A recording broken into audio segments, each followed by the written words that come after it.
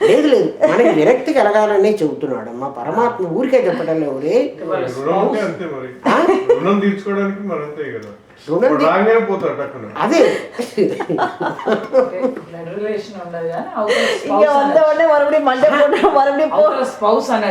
ఎందుకు పోతుంది అంటే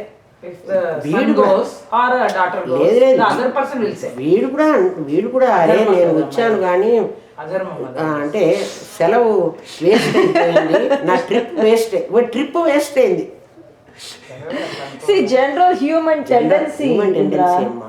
ఎందుకంటే పైగా అట్లా ఉండకూడదు. But majority only the opposite gender. I have seen that if the son goes daughter in law will say ఏం మళ్ళీ పోతావా చచ్చిపోయింటే అయిపోయేది.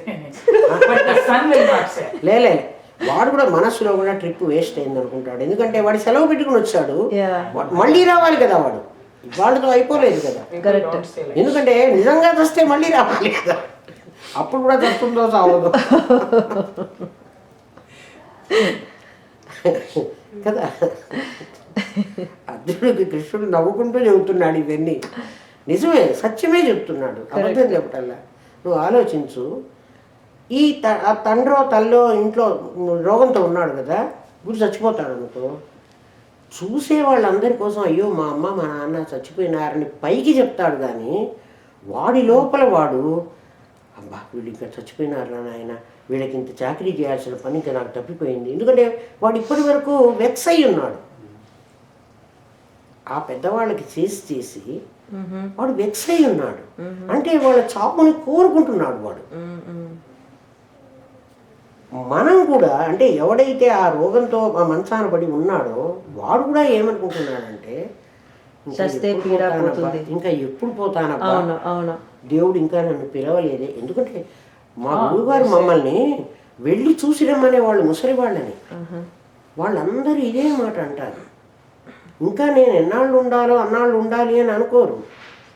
నేను ఇంకా నన్ను దేవుడు రమ్మని లేదే, దేవుడికి ఏమన్నా పనే వీడిని విడుచుకోండి, వాడింటో పెళ్ళి రారా రాయన అంటారు ఈ ముసలి వాడిని. అంటే ఏమిటి, ఎప్పుడెప్పుడు చావాలి అని కోరుకుండేది ప్రేయో మార్గం. అందుకని ప్రేత అన్నాడు. నువ్వు సెలెక్ట్ చేసుకునేటప్పుడే ఆ పేర్లు చూసినా ఇది ప్రేయస్సు కలిగిస్తుంది, అది శ్రేయస్సు కలిగిస్తుంది. శ్రేయస్సు అంటే నీకేమిటి, శుభం కలిగిస్తుంది. జ్ఞానం ప్రజ్ఞాన సహితం విజ్ఞాన సహితం యజ్ఞాత్వ మోక్షసే అశుభాత్. నీ అశుభాన్ని ఎవడైతే తెలుసుకుంటాడో జ్ఞానాన్ని విజ్ఞానంతో అంటే ఏమిటి, ఎక్స్పీరియన్స్తో, theory and practical, theoretical and practical knowledge ఎవడైతే సంపాదించుకుంటాడో వాడు అశుభాత్, అశుభం నుంచి రక్షించబడతాడు. ఇది అశుభం. నీకు పెళ్లి శుభలేఖ రాస్తూ ఏమంటాడు, శ్రీరస్తు శుభమస్తు అంటే శుభం కావాలనుకుంటున్నాడు. వాడు ఏం కోరుకుంటున్నాడు, శుభం కావాలని కోరుకుంటున్నాడు, అశుభం వద్దని కోరుకుంటున్నాడు. బట్ వాడు చేస్తున్న పని ఏమిటి, అశుభం పని. రాసేటప్పుడు శ్రీరస్తు శుభమస్తు రాస్తాడు. శ్రీరస్తు అంటే లైట్ హౌస్, శుభం ఈ మార్గం. ఈ మార్గంలో శుభమే లేదు. బట్ నువ్వు ఈ మార్గంలో అది రావాలని చూస్తున్నావు. అది ఎట్లా వస్తుంది అంటే నీ విషయము అది కావాలి. మేక్ ఏ విష్ అంటాడు. నువ్వు ఈ మార్గంలో ప్రయాణం చేస్తూ ఆ లైట్ హౌస్ని చూసినా మాత్రం ఏం ప్రయోజనం ఉంది, నువ్వు అటు వెళ్ళలేదు. Confused at that point. Confused దేశీ అని మా రమేష్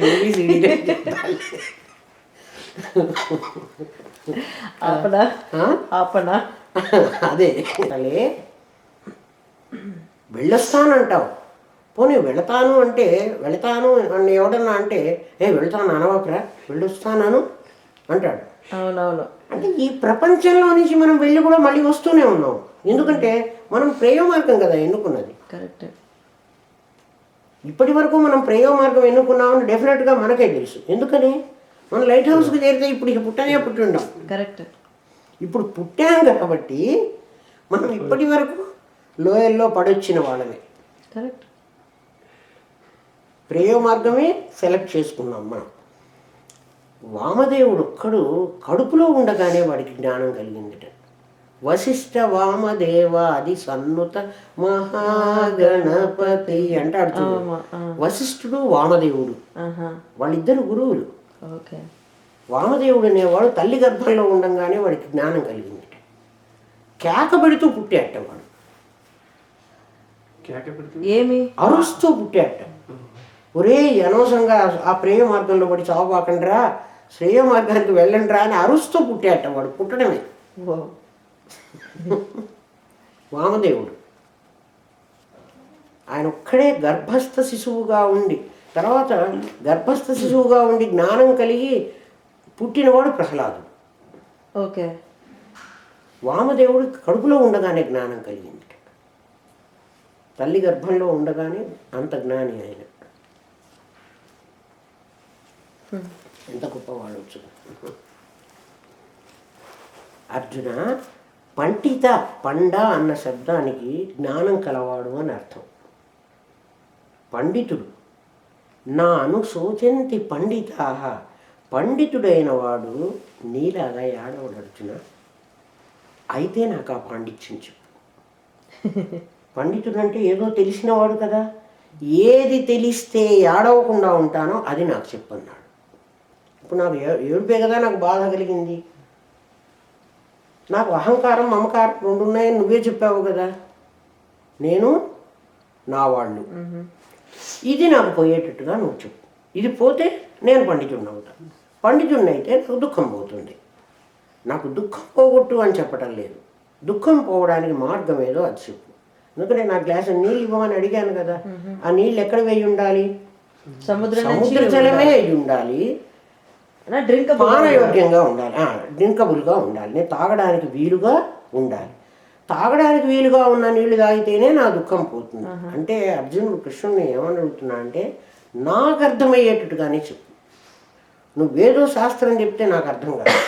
అందుకని భగవద్గీత వింటున్నప్పుడు ఏ చిన్నది అర్థం కాకపోయినా మనం అడగచ్చు. అది మనకు అప్లై అవుతూ ఉండాలి. నేను ఊరికే చెప్తే అవునని ఒప్పుకోకూడదు. నిజమే కదా, మనం అట్లనే అనుకుంటున్నామా? పెద్దవాళ్ళు ఎవరైనా చచ్చిపోతే ఇంకా చాలులే అని అనుకుంటున్నామా కదా. మనకై మనం కూడా ఇంకా చస్తామా అంటే, మీరు ఇంకా చిన్నవాళ్ళు అనుకో, పెద్దవాళ్ళు అయిన వాళ్ళని చూస్తుంటాం కదా మనం. ఇంకెప్పుడమ్మా దేవుడు నన్ను పిలుచుకుపోయేది, ఎప్పుడు పోతామబ్బా అని అనుకుంటూ ఉంటారు కదా. అంటే పోవాలని అనుకుంటున్నారు.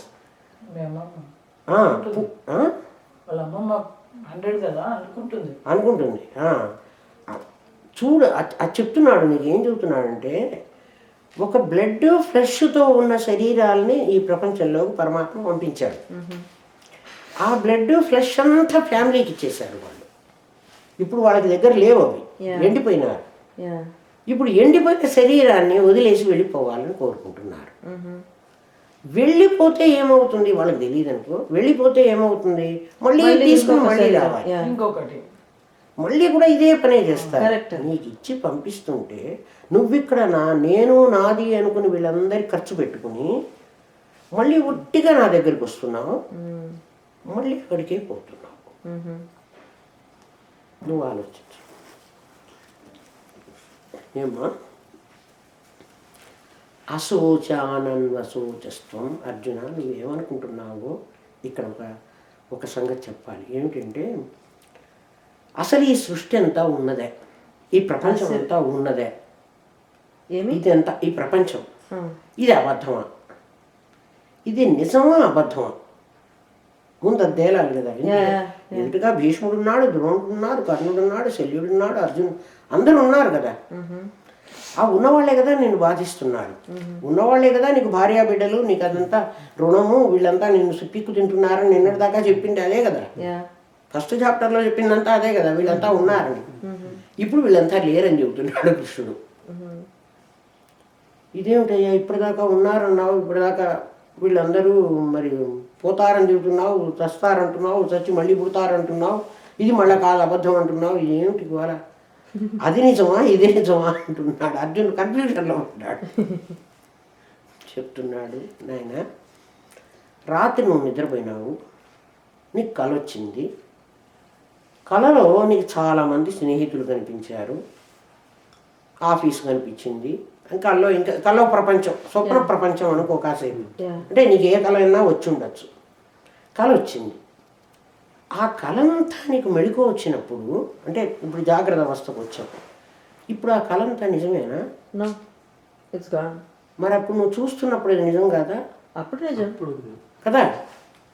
నీ కళ నువ్వు చూస్తున్న కాలంలో ఎంత సత్యమో, ఇప్పుడు ఆ కళ ఎలా లేదో, ఇప్పుడు నువ్వు ఉన్నావే, ఇప్పుడు నువ్వు చూస్తున్నావు ఈ ప్రపంచం, ఈ ద్రోణుడు ఉన్నాడు, భీష్ముడు ఉన్నాడు, మా తాతను చంపనా, మా గురువుల్ని చంపనా అని అడుగుతున్నావే, ఇదంతా నీకు మెళుకు వస్తే అర్జున ఇది కూడా అబద్ధమే అన్నాడు. ఇప్పుడు నువ్వు కళలో ఒకడు అడుగుతాడు, ఒక కథలో నేను రాశాను కూడా, పిహెచ్డి బుక్లో రాశాను. ఒక ఆమె తన కొడుకు చచ్చిపోతాడు, 10 ఏళ్లకు కొడుకు చచ్చిపోతాడు, చాలా ఏళ్ళకి కొడుకు పుడతాడు ఒక ఆవిడికి. అంటే కొన్ని సంవత్సరాలు పిల్లలు లేకుండా ఉండి ఆ బాధలు పడ్డ తర్వాత ఓ పిల్లవాడు పుట్టాడు. ఆ పిల్లవాడికి 10 ఏళ్ళు వచ్చినాయి. ఒకరోజు వాడు ఎట్లాగో చచ్చిపోయినాడు, ఆ 10 ఏళ్ల పిల్లవాడు. ఆవిడ ఏడుస్తూ ఉంటుంది, ఆ భర్త ఏడవు, ఏం బాధపడడు, ఊరుకుంటాడు. నీకేమిటి అసలు ప్రేమ లేదా కొడుకు అంటేను, నేనేమో ఇంత ఏడుస్తున్నాను, లేక పుట్టిన కొడుకు 10 ఏళ్ల కొడుకు చచ్చిపోయినాడని నేను ఏడుస్తున్నాను, నీకు దుఃఖం లేదా అని అడుగుతాడు. నాకు రాత్రి ఒక కల వచ్చింది, అందులో నేను ఒక రాజుని, ఆ రాజుకు 100 మంది కొడుకులు ఉన్నారు, 100 మంది కొడుకులు, వాళ్ళు చాలా బల సంపన్నులు, చక్కగా యుద్ధం చేయగలిగిన నేర్పు గల వాళ్ళు. శత్రురాజులు యుద్ధానికి దండయాత్ర చేశారు మా రాజ్యం మీదకి. నా 100 మంది కొడుకులు యుద్ధం చేస్తూ ఆ యుద్ధంలో చనిపోయారు. బలవంతులై బాగా పరాక్రమవంతులైన 100 మంది కొడుకులు చచ్చిపోయినారని ఏడవమంటావా? ఒక ఏమీ తెలియని 10 సంవత్సరాల పిల్లవాడు చచ్చిపోయినాడని ఏడవమంటావా? వాళ్ళ కోసం ఏడవనా, వీళ్ళ కోసం ఏడవనా? అందుకని నేను ఏమి ఏడవలేదు, ఊరుకున్నాను అన్నట్టు. అంటే అతనికి ఈ ప్రపంచం స్వప్నవత్తని తెలిసిపోయింది, ఆవిడికి ఈ ప్రపంచం స్వప్నం అని తెలియలేదు. కళలు అంటే అర్జునుడికి చెప్తున్నాడు, కృష్ణుడు అర్జున, కళలో ఏదైతే జరుగుతూ ఉంటే ఆ జరుగుతున్న కాలంలో అది నీకు సత్యమని తోచి, కళ అయిపోగానే అది అసత్యమని నీకు తెలిసిందో, ఇది కూడా నువ్వు ప్రేమ మార్గంలో అడుగుపెట్టిన మరుక్షణం ఇదంతా అసత్యమని నీకు తెలుస్తుంది. అశోచానన్వశోచస్వం. ఇప్పుడు చూడు, ఇప్పుడు అర్థమైందా నీకు? ఇప్పుడు ఇంకో రకంగా అర్థమవుతోంది కదా. కళలో ఉన్నదానికోసం నేను అడక్కర్లేదు, అది అశోచం. దానికోసం నేను ఏడిస్తే, నా కల్లో 100 మంది రాజకుమారులు చచ్చిపోయినారే అని నేను ఏడిస్తే, అది ప్రజ్ఞావాదాంశ, అది తెలివిగలవాడి లక్షణమేనా? ఎవడో ఒకడు ఏడుస్తుంటే అది తెలివిగలవాడి లక్షణమేనా? ఒకసారి ఆలోచించు. ఇంకా దానికి వేదం ఏం చెప్తుందంటే, ఒక బిచ్చగాడు ఉన్నాడు, వాడికి రాత్రి కలలో తను పెద్ద రాజు అయిపోయినట్లు, ఆ బంగారు పాత్రతో పాలు తాగినట్టు, పాయసం తాగినట్టు వాడికి కల వచ్చింది. తెల్లవారు లేచిన తర్వాత వాడికి పొట్ట మామూలుగా ఆకలి అవుతుంది. రాత్రి కళలో పాయసం తాగే కదా, ఇప్పుడు నాకు ఎందుకు ఆకలి అవుతోంది అని వాడు ఆలోచించుకుంటే రాత్రి కళ అబద్ధం అని తెలుస్తుంది వాడికి. అది కళ, మరి వాడే పాయసం తాగాడు, కల్లో ఇంకెవడో తాగలే. అట్లా ఈ కళ నుంచి నీకు మెళుకు వస్తే అర్జున, ఇది అశోచస్వం, దీనికోసం ఏడక్కర్లేదని నీకు అర్థమవుతుంది. అయితే నాకు మెళుకు రాలేదు కదా, మెళుకు వస్తుంది, నువ్వు ఆలోచించు. అంటే నీ ముందు నీ మైండ్ ప్రిపేర్ చేసుకో. ఆ కళ నాకు ఎట్లా అబద్ధం అవుతుందో ఈ కళ కూడా అబద్ధం అయ్యేటటువంటి స్టేజ్ ఒకటి ఉంది అని నీ ముందు నమ్మితే అది ఎట్లా వస్తుందో నీకు నేను చెప్తా. నీకు అర్థం అవుతుంది కదా. ఇందులో ఏది కూడా ఇమాజినేషన్ కాదు, ఊరికే మన మీద రుద్దదు. భగవద్గీత ఎప్పుడు కూడా మన ఆలోచన పరిధి దాటించి మన ఏదో తీసుకెళ్ళి ఇమాజినరీ ఫీల్డ్లో పెట్టదు, నిజమే చెప్తుంది. నువ్వు ఆలోచించు, నీ కళ అబద్ధం అవడానికి నీకు ఒక మెళుకువ వచ్చింది. మెళుకువ అనేటువంటి ఒక స్టేట్లో నువ్వు అది అబద్ధం అని అంగీకరించావు. నీకు ఎవడు చెప్పక్కర్లేదు, Yes. నువ్వే ఒప్పుకుంటున్నావు. అవును, రాత్రి కళ వచ్చింది, ఆ కళ ఉన్నంతసేపు అది చాలా నిజమని తెలిసింది, మెళుకువ రాగానే అది అబద్ధం. ఇప్పుడు కళని నేను మార్చానా? No. నేను కళ మార్చలే. పోనీ నిన్ను నేను మార్చానా? No. నిన్ను నేను మార్చలే. నువ్వు ఒక స్థితిలో ఉన్నప్పుడు నీకు అది సత్యం అనిపించింది, Correct. ఒక స్థితిలోకి వచ్చేటప్పటికి అది అసత్యం అని నువ్వే చెప్తున్నావు కదా. ఈ స్థితిలో నుంచి నేను ఇంకో స్థితిలోకి వెళ్ళేటువంటి మార్గం చెప్తాను, ఆ స్థితిలో నీకు ఇది అబద్ధం అని తెలుస్తుంది. అప్పుడు అశోచానన్ వశోచస్వం, ఇంకో స్థితి ఉన్నదని నీకు తెలియదు. ఎందుకంటే నువ్వు ఇప్పటి వరకు శ్రేయో మార్గంలో ఉన్నావు, నువ్వు శ్రేయో మార్గానికి రాలేదు. వస్తే నీకు అది అర్థమవుతుంది. కళలో నుంచి మెళుకువ రావడం అనేది నీ శ్రేయో మార్గం, నీ ప్రేయో మార్గంలో వన్ ఆఫ్ ద పార్ట్స్ కదా. నువ్వు తెలియనివాడు, తెలిసినవాడు, జ్ఞానం కలిగినవాడు, జ్ఞానం కలిగిన వాడు కూడా అందరికీ వస్తుంది. వాడు నిద్రపోతున్నాడు, వాడు అంటే జాగ్రత్త స్వప్న సుషుప్తులు మూడు నీకు ఈక్వల్గా ఉన్నాయి. కరెక్ట్. తురీయం అనేటువంటి ఇంకో స్థితి ఉంటే అది నీకు లేదు. అది తెలిస్తే అప్పుడు ఇది నీకు అశోచానన్ వశోచస్వం. అది తెలిస్తే అర్జున ఇది ఆడవక్కర్లేదని నీకు తెలుస్తుంది. అది ఎవడు తెలుసుకుంటే వాడు పండితుడు. ఇప్పుడు 4 సింహాలు ఉంటాయి మన నేషనల్ సింబల్లో కదా. Yeah. నీకు 3 సింహాలు ఎప్పుడూ కనపడుతుంటాయి. Yeah. 4వది లేకపోతే నువ్వు ఎటు నుంచి చూసినా 3 కనపడవు కరెక్ట్. కదా. నువ్వు ఇటు నుంచి చూసావనుకో ఈ 3 కనపడతాయి, నువ్వు అక్కడి నుంచి చూసావనుకో ఆ 3 కనపడతాయి, ఇక్కడి నుంచి చూసావనుకో ఈ 3 కనపడతాయి, ఇక్కడి నుంచి చూస్తే ఈ 3 కనపడతాయి. ఒకటి హైడ్ అయ్యి ఉంటుంది ఎప్పుడు కరెక్ట్. కూడా. కరెక్ట్. 4 లేకపోతే నీకు అట్లా కనిపించే అవకాశం లేదు. Yeah. ఇప్పుడు నీకు జాగ్రత్త స్వప్న సుషుప్తులు అనే 3 అవస్థలు ఉన్నాయి, వాడికి 3 అవస్థలు తెలుసు, నీకు 3 అవస్థలు తెలుసు, నీకు 3 అవస్థలు తెలుసు, నాకు 4వ అవస్థ తెలుసు. కృష్ణుడు అంటున్నాడు ఆ మాట. అర్జున, ఈ 4వ అవస్థ నీకు కూడా తెలిసిందనుకో, Then you won't worry. అప్పుడు నువ్వు వరిగా, నీకు ఇక బాధ ఉండదు. అందుకని అప్పుడు నువ్వేమంటావంటే అశోచానన్ వశోచస్వం. అరే నేను అనవసరం దానికోసం ఏడుస్తున్నాను రా నువ్వే అంటావు. చెప్తున్నాడు. అందుకని ఇంకా చెప్తున్నాడు, అసూన్ అంటే ప్రాణాలు. అర్జున చచ్చాడు అంటున్నావే అంటే ఇంకా చావలే, అసలు చావకుండానే వీడు ఏడుస్తున్నాడు, చచ్చేవాడి కోసం ఏడుస్తున్నాడు. ఇంకా అడుగుతున్నాడు, అర్జున ఇప్పుడు నువ్వు ప్రెసెంట్ టెన్స్లో ఉన్నావు, వర్తమానంలో ఉన్నావు. చస్తాడు అన్నది ఫ్యూచర్ టెన్స్. ఫ్యూచర్ నీకు తెలియదు, నాకు తెలియదు కదా. రోడ్లో ఎన్నో కార్లు పోతుంటే ఆ కార్లన్నీ లోయలో పడతాయి అంటే సమంజసమేనా? పడకపోవచ్చు కూడా. ఎందుకంటే ఎవడికి లోయ వాడికే వస్తుంది, కానీ అన్ని కార్లకు ఒక డెస్టినేషన్ లేదు, ఒక చోటే కాదు. ఎందుకంటే మన రోడ్లో లాగా అక్కడికి అయిపోతుంది అని అంటే అన్ని కార్లు అక్కడికి పోయి అక్కడికి పడతాయి. ఇక్కడ అట్లా లేదు, ఎవరి కారు ఎక్కడ పడుతుపోతుందో నమ్మకం లేదు. ఇప్పుడు వాళ్ళు ఎప్పుడో పోతారు అంటున్నావు, అసలు పోవడం అంటే ఏంటో అది నాకు చెప్పు కొంచెం అని అడుగుతున్నాడు. అసూన్ అంటే ప్రాణం. గత అసూన్ ప్రాణాలు పోతాయి అంతే కదా, అదే కదా చావు. గతాసూన్ అగతాసూన్శ్చ అంటే కొంతమందికి అసూన్ పోయింది, కొంతమందికి అగతాన్ ఇంకా పోబోతోంది. నిన్న కొంతమందికి పోయింది, రేపు కొంతమందికి పోబోతోంది. అంటే కొంతమంది చచ్చిపోయినారు, కొంతమంది చావబోతారు కదా. అది కదా నీ మాట. అసూన్ అంటున్నావు. అసూన్ అంటే ప్రాణం.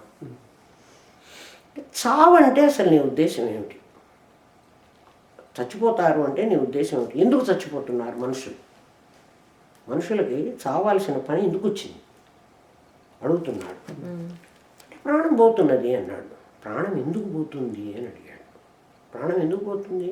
మనిషికి ప్రాణం పోవడం అనవసరం కదా. అసలు ప్రాణం అంటే ఏమిటి? గాలి. గాలి గాలి పీల్చడం. పీల్చే ముక్కు ఉంది కదా వాడికి. ముక్కున్నప్పుడు వాడు ఎందుకు ప్రాణం తీసుకోవటం లేదు? ప్రాణం పోని గాలి ఇదే కదా, ఇక్కడ ఉన్నది కదా. కరెక్ట్. ఇంతకు ముందు వరకు నేను కూడా ప్రాణం అంటే మనం పీల్చే గాలి అనుకునేదాన్ని. మనం పీల్చే గాలి కాదు, మనం విడిచే గాలికి ప్రాణం అంటే. ఎందుకంటే విడిచిన తర్వాత మళ్ళీ తీసుకోవటంలే మనం కదా. ప్రాణం విడిచేశాను, మళ్ళీ తీసుకోవటంలే, కాబట్టి ప్రాణం పోయింది అంటున్నా. గతాసూన్ అగతాసూంశ్చ. ఇక్కడ అడిగింది పరమాత్మని, నాకు వేదం ఏం చెప్పిందో అది చెప్పమని కదా అడుగుతున్నాడు. నాకు వేద ప్రతిపాదితమైనటువంటి జ్ఞానమే కావాలి. పురాణాల్లో చెప్పినట్టు కథల్లో చెప్పే జ్ఞానం నేను ఒప్పుకోను అన్నాడు, ఫస్టే చెప్పాడు. ఇప్పుడు వేదం చెప్పింది చెప్పాలి. అర్జునుడికి కృష్ణుడు చెప్పవలసింది వేద ప్రతిపాదితమైనటువంటి జ్ఞానాన్ని చెప్పాలి. వేదం ఏం చెప్పింది అంటే తత్వం అసి అని చెప్పింది. అందుకే భగవద్గీత మొదలుపెట్టాడు. తత్వం అసి అంటే ఇందులో 3 పదాలు ఉన్నాయి. ఒకటి తత్పదం, ఒకటి త్వం పదం. కాన్స్టిట్యూషన్లో ఎట్లా అయితే 3 words ఉంటాయో, వి ద పీపుల్, అది కాన్స్టిట్యూషన్. అట్లాగే దీంట్లో కూడా ఏముంది అంటే తత్ త్వం అసి. ఈ పదాలకు అర్థం ఏమిటి? త్వం అంటే నువ్వు.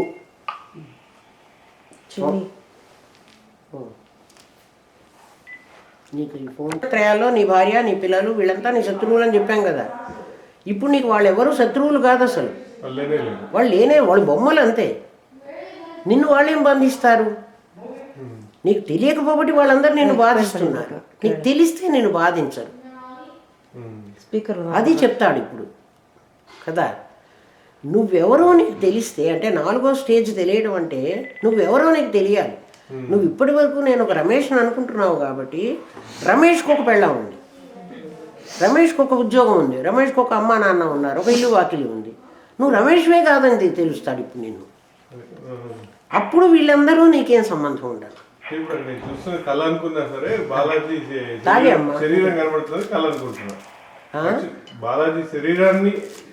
శరీరాలు నీకు కాదు, ఇప్పుడు నీకు సమస్య. ఇప్పుడు నీకు బాధ ఉంది అంటున్నావు కదా, నువ్వు వాళ్ళ వల్ల బాధించబడుతున్నావు. వాళ్ళ మోహం వల్ల కానీ ప్రేమ వల్ల కానీ నీకు బాధ కలుగుతోంది. నిన్నదాకా అర్జునుడికి కలిగింది బాధే కదా. నీకు ఇంట్లో నీ పెళ్ళాంతో, నీ పిల్లలతో, వాళ్ళు నీ బాకీదారులు అని చెప్పాం కదా నిన్నటి వరకు. అది కదా నేను బాధిస్తోంది. వాళ్ళు నేను బాస్ చేస్తున్నారో, నీకు వాళ్ళు బాధ్యం అవుతున్నారో, ఏదో మొత్తాన్ని నిన్నటి దాకా చెప్పుకుంది అదే కదా. ఇప్పుడు ఆ మనుషులు నీకు పోరు, ఆ మనుషుల మీద నీకుండే భావం పోతుంది. ఆ భావం పోయినప్పుడు నీకు ఆ బంధం ఉండదు. అది ఇప్పుడు మనుషులు ఎవరు పోరు, కల్లోలాగా వాళ్ళు కనపడకుండా పోరు. నీకు అర్థమైందా? ఇంతకుముందు నీకు ఏదైతే సమస్య అని అనుకుంటున్నావో, ఇది నా రెస్పాన్సిబిలిటీ, నాకు సమస్య ఉంది అని అంటున్నావు కదా. వీళ్ళు నా మాట వింటలేదు, నా అధికారం వీళ్ళు ఒప్పుకోవటం లేదు, లేకపోతే నన్నే కూలివాడుగా పనిచేయిస్తున్నారు, అటువంటివి ఏవో ఉన్నాయి నీకు.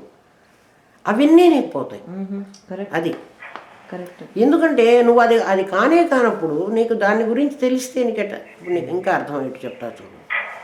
నువ్వు ఎన్టీ రామారావువి, నువ్వు ఇప్పుడు రాముడు వేషం వేశావు. ఇప్పుడు రాముడు వేషంలో సీత వచ్చింది కదా. సీతను రావణాసుడు ఎత్తుకుపోయినాడు. ఇప్పుడు రాముడు యుద్ధం చేయాలి, కొట్లాడాలి కదా. ఇప్పుడు నిజంగా అది సీతేనా, దాన్ని రావణాసుడు ఎత్తుకుపోయినాడా? నువ్వు నిజంగా యుద్ధం చేస్తున్నావా, వాడిని గెలుస్తున్నావా? నువ్వు ఎన్టీ రామారావువి, ఇది నాటకం వేస్తున్నావు. అప్పుడు తెలిసినప్పుడు రావణాసురుడి మీద నీకు పౌరుషం ఉంటుందా? నిజంగా వాడిని చంపాలని ఉంటుందా? ఉండదు కదా. ఇప్పుడు మారింది నీలో కదా, మార్పు వచ్చింది. వీళ్ళందరూ నీకు శత్రువులు అని చెప్తున్నామే, ఆ శత్రుత్వం ఇటువంటి శత్రుత్వం అవుతుంది. అప్పుడు నీకు నిజంగా యాక్చువల్గా వాళ్ళ మీద ద్వేషం ఉండదు, వాళ్ళ మీద కోపం ఉండదు, వాళ్ళ మీద రాగం ఉండదు, ఏమేమి ఉండవు. నాటకం జరుగుతూ ఉంటుంది. కళలాగా అసలు మనుషులు మాయమైపోతారని చెప్పటంలే. నీకు ఇప్పుడు అర్థమైంది కదా. నువ్వు ఆ నాటకం వేస్తున్నావు. నెక్స్ట్ శ్లోకంలో అదే రాబోతుంది. ఇప్పుడు నువ్వు అడిగిన క్వశ్చన్ తర్వాత శ్లోకం అదే. అందుకే ఫస్ట్ చాప్టర్ ఇది మాత్రం ఖచ్చితంగా వినాలి ప్రతి ఒక్కడు. సాంఖ్యయోగం వింటే కదా, అంటే నీకు వేద ప్రతిపాదితంగా చెప్పమన్నాడు. ఇప్పుడు వేదం చెప్పింది చెప్పాలి కృష్ణుడు అర్జునుడికి, వాడిని కన్విన్స్ చేయాలి, వేదం చెప్పింది చెప్పాలి. వేదం ఏం చెప్పింది అంటే తత్వమసి చెప్పింది, ప్రబోధ వాక్యం అదే అని చెప్పింది. తత్తు త్వము అసి అంటే త్వం తదసి, నీవు వాడైపోతున్నావు, నువ్వు వాడవుతున్నావు. నీవెవరు అంటే నువ్వు వై జంక్షన్లో ఉన్న ఒక మనిషివి, నువ్వు వాడవ్వాలి. వాడు అంటే ఆ లైట్, ఆ ఏం light, light house. Light house light అయిపోవాలి. ఎందుకంటే అదే కదా మోక్షం, అదే కదా నిన్ను అశుభం నుంచి నేను శుభంకి తీసుకో, అదే కదా శుభమైన దారి. నీ వేనే అసలు అదే, అక్కడికి వెళ్ళాలి. ఇప్పుడు నువ్వు 3 పదాలు ఉన్నాయి దీంట్లో, ఒకటి త్వము, ఒకటి నీవు, ఒకటి తత్తు అంటే నీకు తెలియకుండా ఉన్నటువంటి ఒక భగవంతుడు. దేవుణ్ణి ఎవరైనా చూసారా అంటే నేను చూడలేదంటారు. ప్రతి ఒక్కడు కూడా ఎవరన్నా దేవుణ్ణి చూసారా అంటే నేను చూడలేదు. పోనీ దేవుడు లేడా అంటే ఏమో ఉన్నాడు అంటారు, కానీ నేనైతే చూడలే. వాళ్ళందరూ ఉన్నాడని చెబుతున్నారు కాబట్టి నేను ఉన్నాడని అనుకుంటున్నాను, నేను చూడలే. అంటే నీ ఒకడివి, దేవుడు ఒకడు, అసి అని మీ ఇద్దరు కలిసి ఒకటి అవుతున్నారు అని. ఈ మొత్తం పదాలకు అర్థం అది. నువ్వు ఒకడివి, దేవుడు ఒకడు, అసి అనే దాంట్లో మీ ఇద్దరు కలిసి ఒకటి అవుతున్నారు అని. నీవు వాడే అయిపోతున్నావు అని అర్థం. నేను వాడెట్లా అవుతాను? బాలాజీ రమేష్ కాడు, రమేష్ బాలాజీ కాడు. బాలాజీ రమేష్ అయిపోయినాడు అంటే ఎట్లా అవుతాడు? అవడానికి వీల్లేదు. ఇప్పుడు నేను అనేవాడు ఎవడు? నేను అనేవాడు నీకు తెలుసు, నువ్వెవడివో నీకు తెలుసు. నేను అనేవాడిని ఒక దేహం ఉన్నవాడిని, ఫలానా పేరు గలవాడిని, నాకు ఇక ఇవన్నీ నాకున్నాయి, ఇవి నీ లక్షణాలు. అంటే నేను ఇంజనీర్ని, నేను అమెరికా రెసిడెంట్ని, ఇట్లా ఏవో నీ క్వాలిఫికేషన్స్ నీకున్నాయి. ఇవన్నీ ఎప్పుడు నువ్వెవరు అని అడిగినప్పుడు నువ్వు సమాధానం చెప్తున్నావో, నేను సూర్యనారాయణ గారి కొడుకుని, ఇది కూడా ఇవన్నీ నువ్వెవరు, నీ తల్లిదండ్రులు ఎవరు, నీ వంశం ఏమిటి, నీ చదువు ఏమిటి, నీ హోదా ఏమిటి, నీవి. ఇప్పుడు నేను అడుగుతున్నవి ఏమిటి? నువ్వెవరు, నీవి అంటే నీ కులం ఏది, నీ ధనం ఏది, నీ వైఫ్ ఎవరు, అంటే మమలన్నీ. అహం అంటే ఇప్పుడు నువ్వు అహం, నీ మమ, దీన్ని మాత్రమే నువ్వు చెప్పగలవు. అంటే నీకు తెలిసింది ఇదే. అప్పుడు నిన్ను దేహాత్మ అంట. నీ పేరు దేహాత్మ, ఇది అర్థం చేసుకో. దేహాత్మ అంటే ఏమిటి? ఈ దేహమే నేను అని అనుకుంటున్నాం. నాట్ ఓన్లీ ఫిజికల్, యువర్ సూక్ష్మం ఆల్సో. అదే, ఎందుకంటే ఫిజికల్ అంటే 6 అడుగులు పొడుగున్నాను, ఇంతలా ఉన్నాను, ఇంత వెయిట్ ఉన్నాను, ఇది కాదు. నేను తెలివిగలవాడిని, నేను క్వాలిఫైడ్, అవి ఫిజికల్ కాదు కదా. అది అట్లా, అందుకని చెప్తున్నా. స్థూల సూక్ష్మ. నీకు తెలిసిన నీవు, నువ్వెవరు అని నేను అడగంగానే నువ్వు ఎవరిని గురించి అయితే నువ్వు చెప్పగలవో నీకు తెలిసి, నేను మంచివాణ్ణి, లేక నేను కుళ్ళిపోతువాడిని, నేను చెడ్డవాడిని, నేను హంతకుణ్ణి కదా, నేను దొంగవాడిని, ఇవన్నీ కూడా నీకే సంబంధించినవి. ఎవడైతే వాడు, నేను నక్సలైట్ని, నేను టెర్రరిస్ట్ని, ఎవడైనా, ఇవన్నీ కూడా ఈ క్వాలిఫికేషన్స్ అన్నీ ఉన్న నిన్ను శాస్త్రం దేహాత్మ అన్నది. అంటే దేహమే ఆత్మ అనుకుండేవాడివి నువ్వు. నీది ఇట్లా పక్కన పెట్టు, నీకన్నా పక్కన ఇంకొక దేవుడు ఉన్నాడు అంటున్నావు, అంటే నువ్వు త్వమ్మువి. ఇప్పుడు తత్ ఇంకొకడు ఉన్నాడు అంటున్నాను. ఆ తత్ ఎటువంటి వాడు, దేవుడు ఎటువంటి వాడు అని నిన్ను అడిగే. ఇప్పుడు నువ్వు దేవుని గురించి ఏం చెప్తావు? దేవుడు నాకంటే గొప్పవాడు. వాడు ఎట్లా ఉంటాడో నీకు తెలియదు, వాడు ఎవడో నీకు తెలియదు. నువ్వు నమ్మిన వాడు ఎవడో అంటే వాడు అల్లా కావచ్చు, వాడు క్రీస్తు కావచ్చు, వాడు రాముడు కావచ్చు, వాడు కృష్ణుడు కావచ్చు, వాడు అమ్మవారు కావచ్చు, వాడు శివుడు కావచ్చు, వాడు విష్ణువు కావచ్చు, ఎవడైనా నువ్వు వాడికి పేరు పెట్టుకున్నావు, నీ ఇష్టం. వాడికి ఒక లక్షణం ఉంది. వాడు ఎక్కడ ఉంటాడు, నిన్ను ఎక్కడ ఉంటావు అని అడిగినప్పుడు నేను అమెరికా రెసిడెంట్ అన్నావు. వాడు ఎక్కడ ఉంటాడు అని నేను అడిగాను అనుకో, వాడు స్వర్గలోకంలో ఉంటాడు, వాడు పైలోకంలో ఉంటాడు ఎక్కడో. అందుకే ఉప్పర్ వాళ్ళ, వాడు పైవాడు. పైన ఉన్నాడో కింద ఉన్నాడో మనకు తెలియదు, కానీ ఒకడు ఉన్నాడు. వాడి లక్షణాలు నీ దృష్టితో ఆలోచిస్తే వాడు నీకంటే పవర్ఫుల్. అంటే నువ్వేం చేయలేవు, వాడు చేయగలడు. నువ్వు అనుకుంటున్నావు ఆ మాట. వాడు చాలా సమర్థుడు. వాడికే కదా తత్ అని పెట్టి, తత్ అంటే వాడు. వాడు అని నువ్వు ఎప్పుడైతే అన్నావో వాడు దూరం అయిపోయినాడు. నీ దగ్గర ఉండడు వాడు. వాడు ఒక చోట ఉంటాడు. వాడు స్వర్గంలోనే ఉంటాడు, లేకపోతే అలా వైకుంఠపురములో అక్కడ ఉంటాడు. నీ దగ్గర ఉండకుండా మరి ఎక్కడో దూరంగా ఉంటాడు. వాడు తత్పదార్థం. వాడు చాలా శక్తి. నీ ఉద్దేశంలో దేవుడు వీడు, నీ ఉద్దేశంలో నువ్వు వీడు. ఇప్పుడు ముందు నీకు ఈ రెండు క్లియర్ చేయాలి శాస్త్రం. నువ్వెవరో నీకు చెప్పాలి.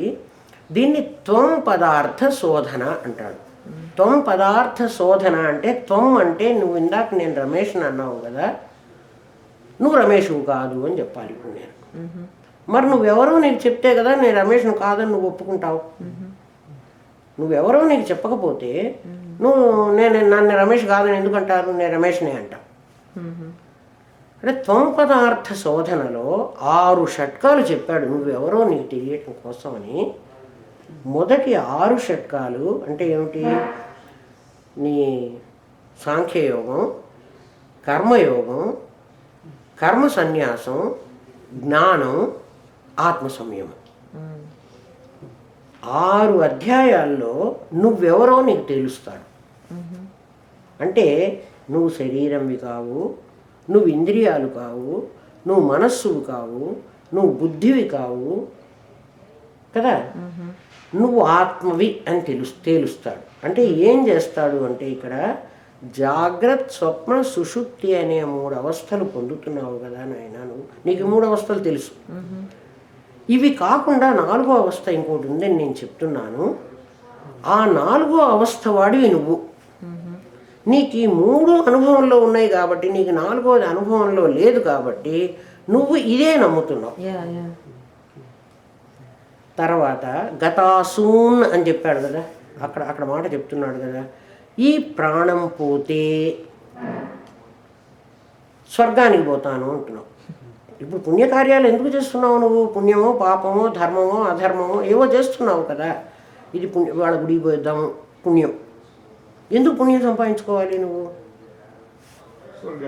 కాబట్టి ఈ శరీరాన్ని వదిలిపెట్టిన తర్వాత నేను ఎక్కడికో వెళ్తాను అన్న బిలీఫ్ కూడా నీకు ఉంది. కరెక్ట్ కదా. స్వర్గానికి వెళ్తాను, వెళతావు. వెళ్ళిన తర్వాత ఏం చేస్తావు? స్వర్గంలో కొన్ని రోజులు, అంటే నీకు తెలిసిన నాలెడ్జ్లోనే నువ్వు చెప్పు, కొన్నాళ్ళు స్వర్గంలో ఉంటాను. ఆ తర్వాత అది అయిపోయిన తర్వాత మళ్ళీ ఇక్కడికే వస్తాను. అంటే నువ్వేం చెప్తున్నావు అంటే, నాకు నేను కర్మ చేస్తున్నాను, ఒప్పుకుంటున్నావు. ఆ కర్మఫలం అనుభవించడానికి నేను స్వర్గానికి పోతున్నాను అంటే నేను కర్తని అవుతున్నాను, నేను భోక్తని కూడా అవుతున్నాను. మరి ఈ శరీరం వదిలిపెట్టిపోయిన తర్వాత ఈ శరీరాన్ని ఇక్కడే మీ వాళ్ళు తగలబెట్టేస్తున్నారు కదా, మరి ఎవరు పోతున్నారా అక్కడికి అని నేను అడిగాను అనుకో. ఇప్పుడు ఏం జవాబు చెప్తావు? ఇందాక నువ్వు దేహాత్మని అన్నావు, సరే సంతోషం. ఇప్పుడు జీవుడు. ఇప్పుడు ఎవర్రా పోతారు? ఇది ఇక్కడే తగలబెట్టారు కదా, మనం అందరినీ చూస్తున్నాం కదా, ఇక్కడ కాల్ చేస్తున్నారు కదా, మరి అందులోంచి ఏం పోతోంది? ఎవడు పోవటం లేదు కదా, మనకైతే కనపడలేదు. పోనీ చితిలోంచి ఎవడైనా పైకి ఎగిరిపోతున్నాడంటే సినిమాలో చూడడమే తప్ప వాడు అందులోంచి పోతున్నట్టు పిప్రీకలాగా నిజంగా పోతున్నట్టు మనం చూడలే. పోనీ పోయిన వాడు ఎవడైనా నీకు చెప్పాడా? నాకెవడు చెప్పాలి. మరి నీకు ఒక బిలీఫ్ ఉంది, నేను ఇక్కడ పుణ్యం చేస్తే నేను స్వర్గానికి పోతాను, పాపం చేస్తే నేను నరకానికి పోతాను, అందుకని నేను పాపం పుణ్యం చేయకూడదు.